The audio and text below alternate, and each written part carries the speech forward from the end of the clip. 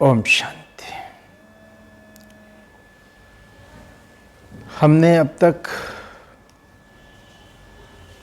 6 शक्तियों के बारे में जाना और नवरात्रि का ये मंगलमय समय, पावन समय, इतना श्रेष्ठ समय जब हम शक्तियों का आवाहन, क्योंकि आप देखेंगे जितनी भी देवियों की हम पूजा करते हैं, जितनी ही देवियों की मान्यताएं हैं, अगर उसके आध्यात्मिक पहलू को देखें, कभी इसके ऊपर हुआ तो हम चर्चा करेंगे, लेकिन वास्तव में ये देवियां शक्तियों का प्रतीक हैं और शक्तियों को सिंबॉलिक रूप में दिखाने के लिए अलग अलग देवी के नाम से, अलग अलग देवियों के अलंकार से सुशोभित किया गया। तो आज जब हम शक्तियों की पूजा कर रहे हैं, शक्तियों का आवाहन कर रहे हैं, ऐसे समय में इन शक्तियों को अगर हम जीवन में अप्लाई करें, जीवन में लेकर के आए, योग के द्वारा हम प्राप्त करें, तो मेरा जीवन कितना खुशहाल, कितना स्वर्णिम बन जाएगा। इसी कड़ी में आज हम एक और विशेष शक्ति, कल हमने निर्णय शक्ति के देखा। निर्णय का जीवन में बहुत बड़ा महत्व होता है। एक सही निर्णय न होने पाने के कारण, सही समय पर न हो पाने के कारण जीवन में हम किन किन परिस्थितियों से, हम सब अनुभवी हैं, उसके डिटेल में जाने, लेकिन ये शक्ति डेवलप करने के लिए मन बुद्धि की एकाग्रता, मन बुद्धि का स्थिर होना, शांत होना, डिटैच होना बहुत जरूरी है। इसी कड़ी में आज हम देखेंगे सामना करने की शक्ति। जीवन में परिस्थिति, समस्या आएगी, ऐसा कोई समय नहीं होगा। भले हम जीवन में हर कार्य करते हैं ये सोच करके कि चलो मेरी ये समस्या खत्म हो जाए, लेकिन आप देखेंगे समस्या लाइफ का एक हिस्सा है, पार्ट है। एक खत्म होगा दूसरा आएगा, दूसरा खत्म होगा तीसरा, और कभी तो चारों तरफ से आएगा। हमें उनका सामना करना पड़ेगा, फेस करना पड़ेगा। आप सामना किए बगैर, आप उसको फेस किए बगैर, जो जीवन में एक दुख, दर्द, पीड़ा, तनाव, एक जो हमारा कष्ट का वो पीरियड होता है, उससे हम बाहर नहीं निकल सकते। कई बार देखा जाता है जीवन में असमय कोई व्यक्ति चला जाता है। हम जीवन में संबंध बनाते हैं, रिश्तों में आते हैं, रिश्तों का बहुत गहरा जुड़ाव होता है हमारे साथ। हम एक ऐसे रिलेशन में होते हैं जो कि जहां सुख दुख, अच्छा बुरा, सब कुछ उसके साथ जुड़ा होता है। असमय किसी का साथ छूट जाना, असमय क्या कहें, आज के टाइम में तो किसी भी समय किसी का चला जाना, और ये बुरी तरह से हमें तोड़ देता है, हम टूट जाते हैं। जीवन में ऐसी परिस्थिति आती रहती है और उस समय आत्मा में धैर्यता की आवश्यकता है, एक संतुलन की आवश्यकता है। उस आत्मा के प्रति शांति का दान देने की आवश्यकता है, क्योंकि वो आत्मा भी तो उन रिश्तों से निकल करके गई है। हम सब पहले दिन से जाने कि आत्मा ने भले शरीर छोड़ा, लेकिन आत्मा में मन बुद्धि संस्कार तो है ना, मेमोरीज तो है ना।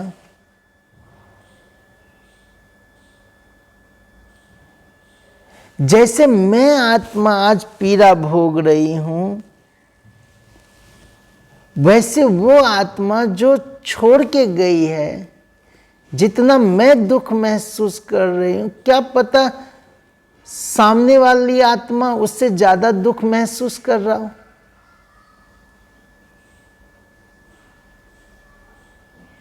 उसको ज्यादा पीड़ा हो रहा हो। पावर टू फेस, अगर हम रियलिटी को समझ जाए, वास्तविकता को समझ जाए, तो आप देखेंगे इसको अपनाना कोई बड़ी चीज नहीं है। इस पर एक बहुत अच्छी कहानी है कि एक व्यक्ति थे, अच्छे व्यक्ति थे, और ये उनका अपना अनुभव है, प्रैक्टिकल अनुभव, जो उन्होंने किसी प्रोग्राम में सुनाया था। एक एक्सीडेंट में उनके बच्ची की डेथ हो जाती है, और समय डेथ, और इसका बहुत गहरा आघात लगता है, बहुत गहरा, और इतना गहरा आघात कि उनके आंखों से आंसू नहीं रुकते हैं। वो बताते हैं कि एक दिन ऐसे ही मुझे एक स्वप्न दिखाई दिया, स्वप्न जो गहरी नींद भी नहीं थी और मैं जागा हुआ भी नहीं था। और उस स्वप्न में देखते हैं कि जितने भी लोग हैं शरीर छोड़ के ऊपर चले जाते हैं।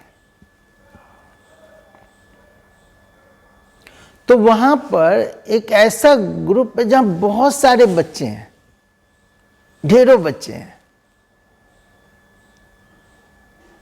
और उस दुनिया में ऊपर सब बच्चों के हाथ में कैंडल है। कैंडल लेके ढेरों बच्चे खड़े हैं जिनका असमय डेथ हो गया,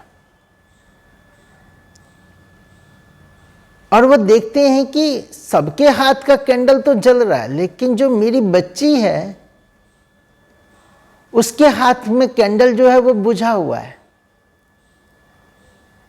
तो वो अपनी बेटी से पूछते हैं कि बेटा, आपने अपना कैंडल क्यों नहीं जलाया? आपका कैंडल बुझा हुआ क्यों है? तो उनकी बेटी कहती है, पापा मैं कैंडल जलाती हूं, कैंडल जलता भी है, लेकिन आप रोते हैं ना, तो आपके जो आंसू है उससे मेरा कैंडल बुझ जाता है।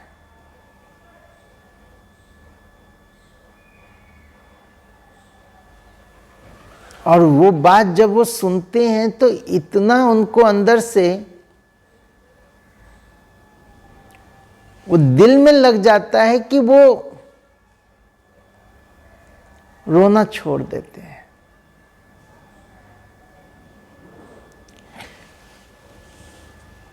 तो जो आत्मा गई है, आप देखिए उस समय ऐसा माहौल होता है, आत्मा शरीर छोड़ के गई है, उस समय तो हमें शांति का दान देने की जरूरत है।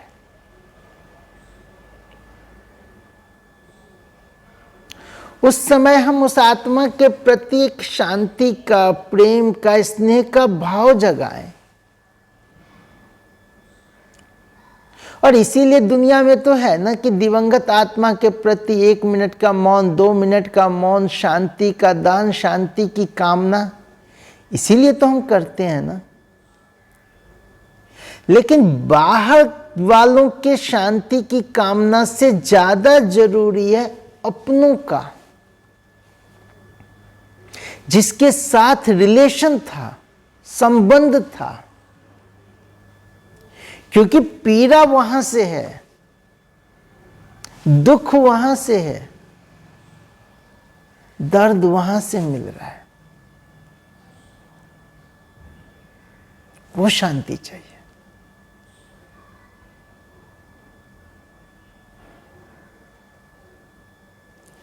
तो पावर टू फेस,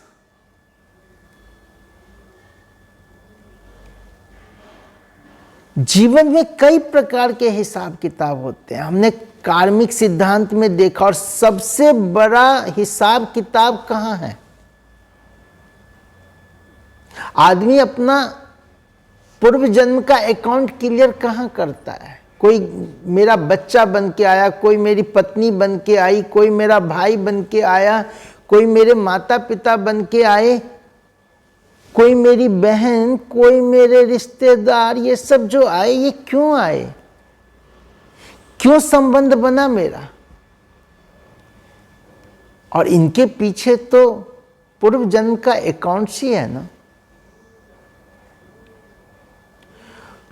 हमने पूर्व जन्मों के उसमें यह भी देखा कि कैसे आत्मा अकाउंट क्लियर करने के लिए, जो हमने कर्मों की गुही गति का लेसन चला था, उसमें देखा कि एक लड़का एक व्यक्ति से पैसा उधार लेता है, वो वापस नहीं देता है, अगले जन्म में वही व्यक्ति बच्चा बन के आता है और बचपन से बीमार, और अपना पूरा अकाउंट्स क्लियर करता है,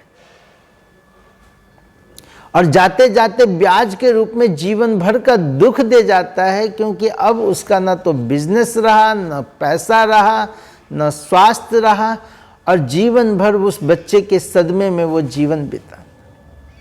तो ये कार्मिक अकाउंट है, हिसाब किताब है। और जो हिसाब किताब है वो आएंगे। कोई इस दुनिया में, इस संसार में नहीं है जिसके सामने हिसाब किताब ना आए। आएंगे, उसका हमें साहस के साथ, धैर्यता पूर्वक उसका सामना करना है।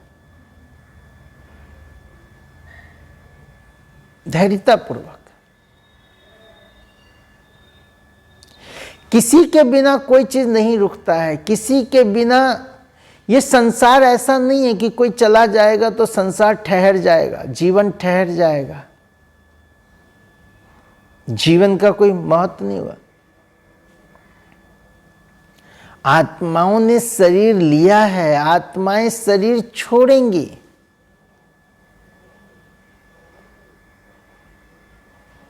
ये नेचुरल लॉ है। हर आत्मा शरीर में आती है जन्म के साथ अपना मृत्यु भी फिक्स करके।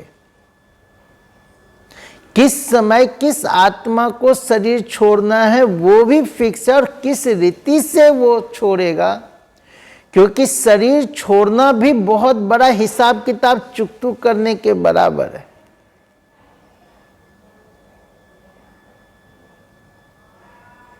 तो हमें परिस्थितियों का सामना करना चाहिए, फेस करना चाहिए धैर्यता के साथ।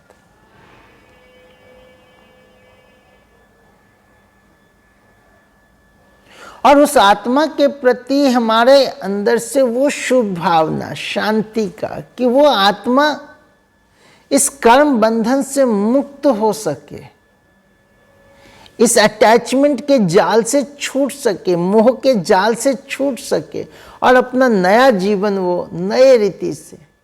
इसीलिए आप देखते हैं कि जो बच्चा कभी कभी अचानक में हंसता है या अचानक में रोता है,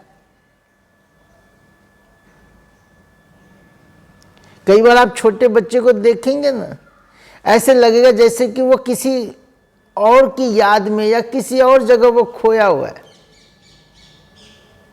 वास्तव में आत्मा जब तक बोलचाल में या उस नए जन्म के नए संबंधों में नहीं आती, तब तक उस आत्मा में पूर्व जन्म की ही स्मृति रहती है। वो एक एक बातें, वो एक एक चीजें उसको याद रहती है। जब आत्मा वाचा में आती है, एक्सप्रेशन में आती है, संबंधों में आती है, तब वो धीरे धीरे पास्ट की चीजों को भूलती है। इसीलिए कभी कभी बच्चा बहुत ज्यादा रोता है, वो दर्द, वो पीड़ा उसको सता रही है। ऐसे में अगर हम उस आत्मा के प्रति शांति का दान दें, प्योर वाइब्रेशन दें, अपने मोह के बंधन से मुक्त करें, उस आत्मा को कितनी शांति प्राप्त होगी। फिर राजयोग में, इस ज्ञान में हमने ये भी सीखा कि जीवन के हर चीज में कल्याण है। ये जो सृष्टि चक्र है, ड्रामा है, ये बहुत सुंदर रचना है। इसमें हर घटना कल्याण के लिए बना हुआ है। सुख है तो दुख भी कल्याण के लिए, कष्ट भी कल्याण के लिए है।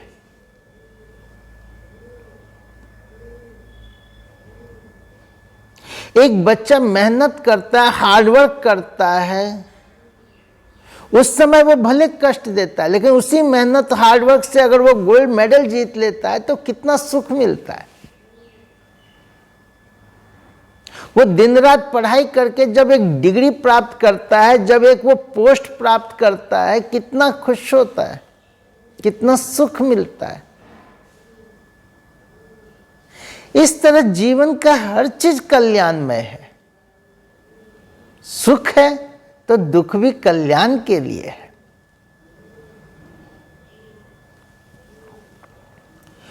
और जो समस्या आई है, परिस्थिति आई है, या जो कुछ भी है, वो सब टेम्परेरी है। परमानेंट तो इस संसार में कुछ है ही नहीं, सब क्षणभंगुर है। इसीलिए आप देखो गीता के ज्ञान में भगवान बार बार अर्जुन का मोह नष्ट करने के लिए क्या कहते हैं कि हे अर्जुन, तू जिनको जिंदा देख रहा है, मैं उनको मरा हुआ देख रहा हूं। ये संसार तो एक कब्रिस्तान की तरह है, शमशान की तरह है। तू सिर्फ निमित्त होकर के कर्म कर, कर्म कर।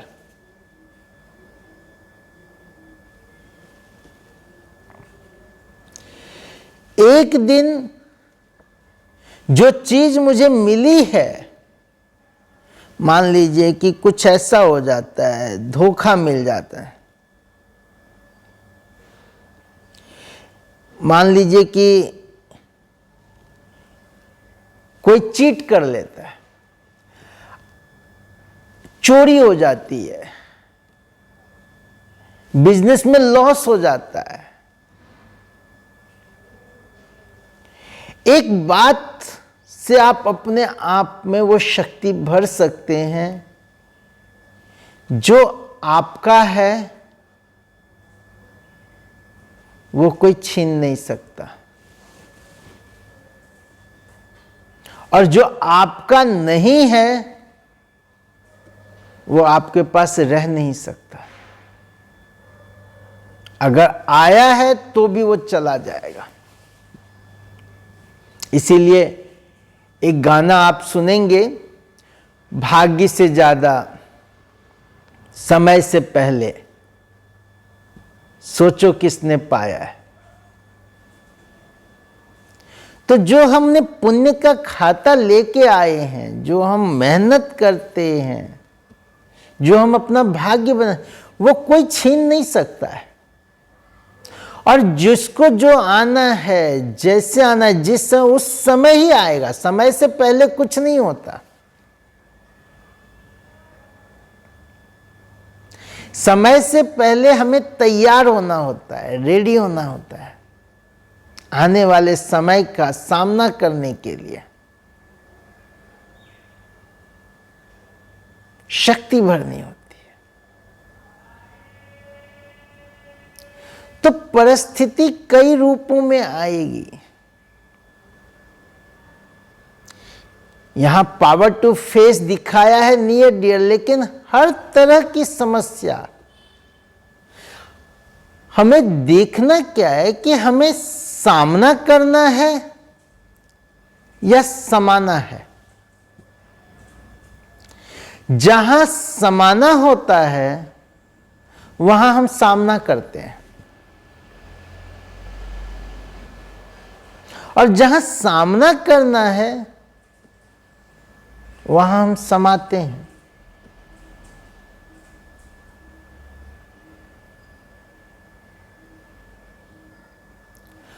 परिस्थितियों का कोई दुखद घटना का, कोई ऐसी चीजों का हमें सामना करना है, फेस करना है। हम सामना व्यक्तियों का करते हैं,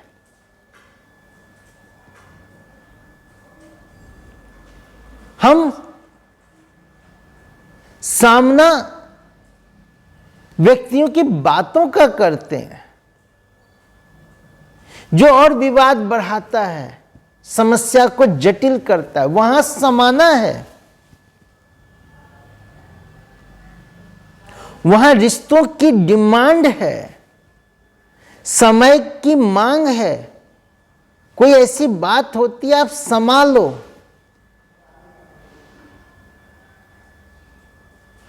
लेकिन जब ऐसी कोई परिस्थिति आती है तो परिस्थिति कहती है सामना करो।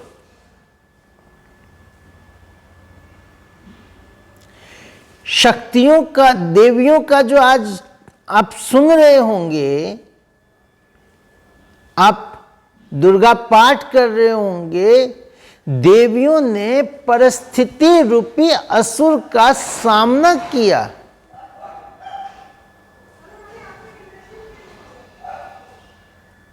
शुंभ, निशुंभ, मधु, कैटव और लास्ट में महिषासुर का भी वध किया। यह परिस्थिति थी, यह जटिल से जटिल परिस्थिति जिसका सामना करना है। वहां समाना नहीं है, सरेंडर नहीं करना है।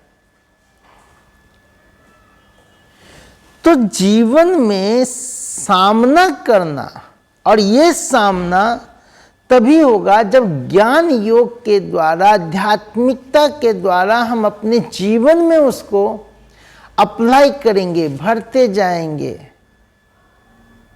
जब सोल कॉन्शियस होंगे, क्योंकि आत्मा का आत्मा के साथ संबंध है। आत्मा इस रंगमंच पर पार्ट बजा रही है, आत्मा परिस्थिति का सामना करने वाली है। आज किसी और ने शरीर छोड़ा है, कल मुझे भी छोड़ना है। हम देह और देह के संबंधों में आके, इस दुनिया की चकाचौंध में आके हम ये भूल जाते हैं कि मुझे भी तो जाना है। हम कोई परमानेंट का गारंटी कार्ड लेके नहीं आए हैं। वो इस संडे गया, मेरे लिए भी कोई संडे, मंडे, ट्यूसडे कोई भी दिन फिक्स है, कोई महीना है। हम तो इस तरह से पकड़ के बैठे हैं जैसे कि पता नहीं, हम तो 60 साल क्या 80 साल 100 साल तक हम रहने ही वाले हैं। अरे कोई 10 साल में जाएगा, कोई 25 में जाएगा, कोई 40 में। और आज तो जवानों की, यंग एज में जाने वालों की लाइन लगी है।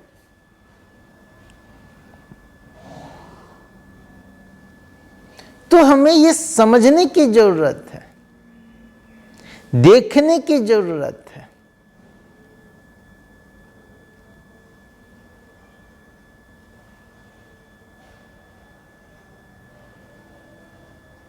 तो सामना करने की शक्ति, पावर टू फेस।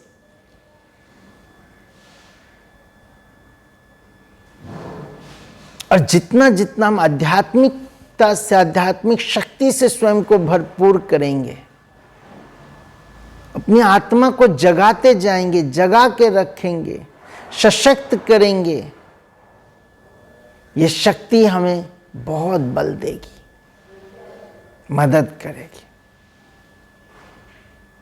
तो चलें, याद करें शिव बाबा को, उस परमात्मा पिता को, सर्वशक्तिवान को, शिव को।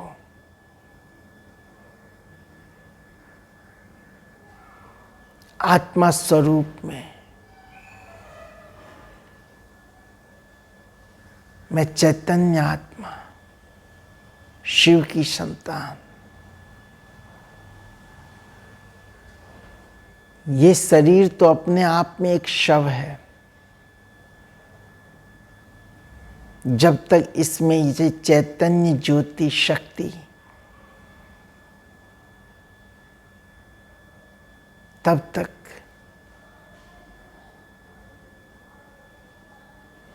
मैं देख रहा हूँ, सुन रहा हूँ, बोल रहा हूँ, काम कर रहा हूँ, संबंधों में आ रहा हूँ, व्यवहार में आ रहा हूँ। मैं आत्मा हूँ, शक्ति स्वरूप, पॉइंट ऑफ लाइट, चैतन्य ज्योति हूँ। देखें अपने स्वरूप को। आत्मा ने ये शरीर लिया है, एक दिन ये शरीर छोड़ के मुझे नया शरीर लेना है। इस शरीर में आने से पहले डेट ऑफ बर्थ के 9 महीने पहले मैं कोई और शरीर में था।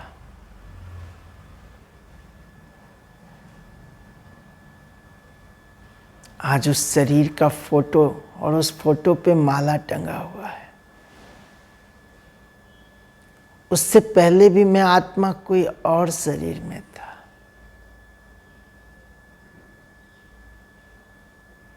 और इस तरह निरंतर मैं आत्मा शरीर बदलती रही।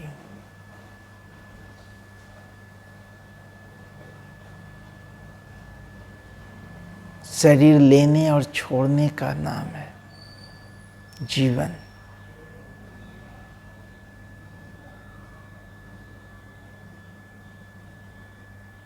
विचार करें, अगर इस शरीर में परमानेंट रहने का वरदान मिल जाए तो कितना दुख, कष्ट, तकलीफ, रोग, शोक, बीमारी। शरीर छोड़ना तो एक सुखद एहसास।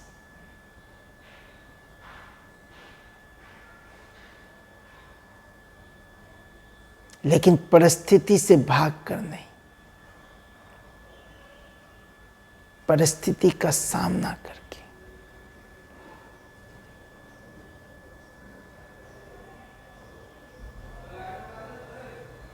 जैसे मैं आत्मा इस शरीर में, हर आत्मा शरीर में, जैसे मैं आत्मा शरीर रूपी ड्रेस पहन के पाठ बजा रही।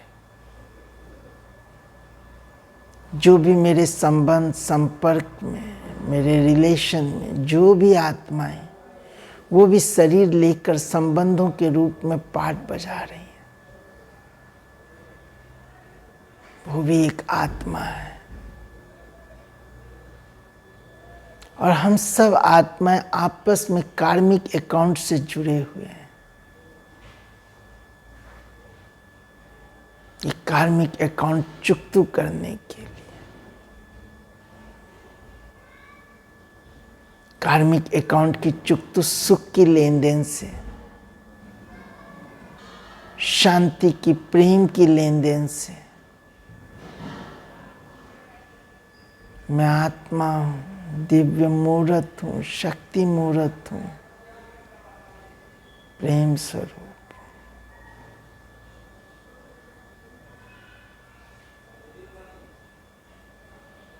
शिव बाबा की संतान हूँ। शक्तिहीन आत्मा में सर्वशक्तिवान की किरणें आत्मा को शक्तिशाली बना रही है। करंट, शक्ति निरंतर बह रही है, फ्लो हो रही है। एक ऐसा दृश्य क्रिएट करें जिसमें शिव बाबा के साथ मुझ आत्मा का तार जुड़ा हुआ है और उस तार में करंट, शक्ति प्रवाहित हो रही है। पावर हाउस से करंट फ्लो होते हुए आत्मा की लाइट बढ़ रही है। देखिए, आत्मा रूपी बल्ब जगमगाते हुए,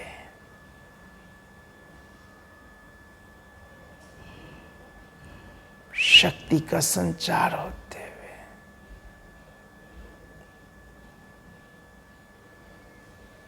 निरंतर सर्वशक्तिवान की धारा, मैं शिव की शक्ति बनता जा रहा हूं।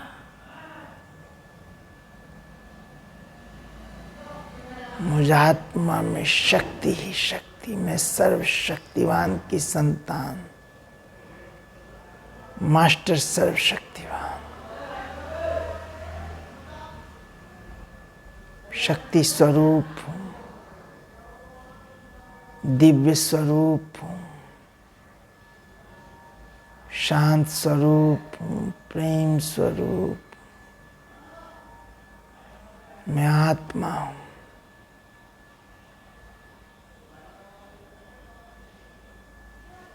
निरंतर मुझ आत्मा से शक्तियों की भिन्न भिन्न किरणें प्रवाहित हो रही हैं।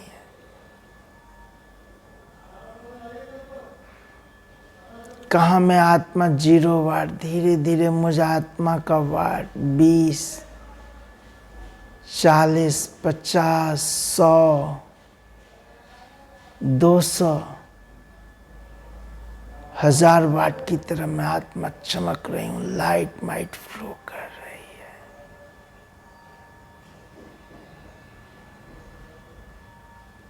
मेरा दिव्य ऑरा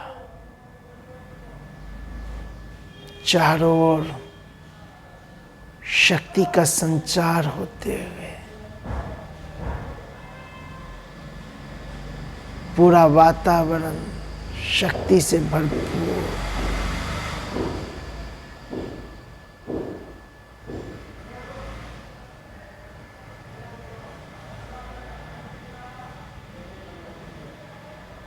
मैं आत्मा हूं।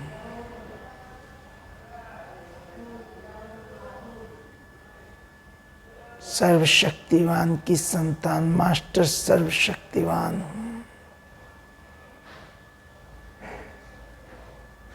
अष्ट शक्ति संपन्न हूं।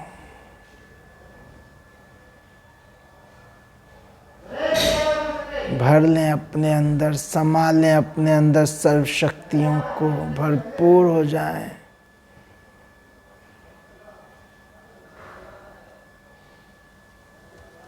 मैं मास्टर सर्वशक्तिवान, मैं मास्टर सर्वशक्तिवान, मैं मास्टर सर्वशक्तिवान।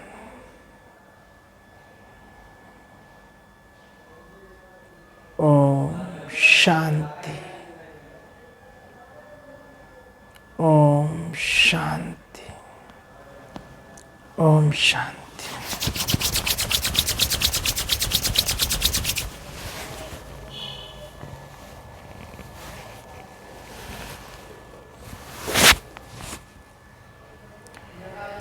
ओम शांति। इस तरह से हम जहां तक हो सके बार बार अभ्यास को बढ़ाएं, और जितना जितना ये अभ्यास बढ़ता जाएगा उतनी आत्मा शक्तिशाली बनती जाएगी। हम हर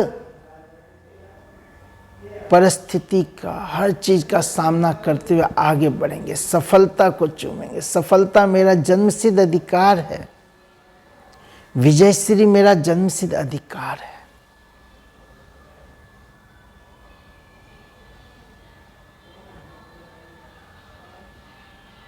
तो स्वयं को चार्ज करें। ये गोल्डन समय, सुनहरा समय मेरे जीवन का एक अद्भुत पल, प्राप्ति का पल। और जब स्वयं भगवान भोलानाथ, शिव बाबा, वो मुझे शक्तिशाली बना रहे, उनकी दृष्टि, आप बाबा का चित्र देख रहे होंगे जिसमें स्वयं शिव परमात्मा, हमने जाना कैसे 36, 37 से शिव बाबा ब्रह्मा बाबा के तन में आकर के हम आत्माओं को प्रेम, स्नेह, शक्ति से निहाल कर रहे हैं। आप इनके नैनों में देखिए, चेहरे पे देखिए।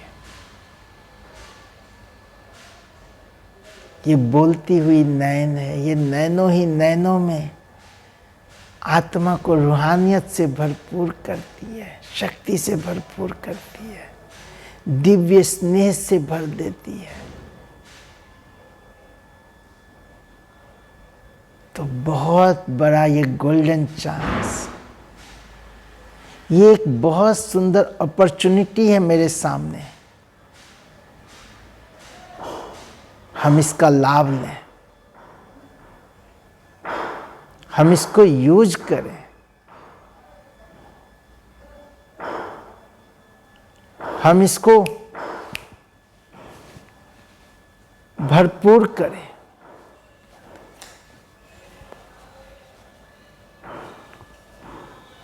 और देखें, ये पल, ये समय, यही हमारे पास एक सुनहरा अवसर लेके। बहुत बहुत शुक्रिया। Thank you. ओम शांति।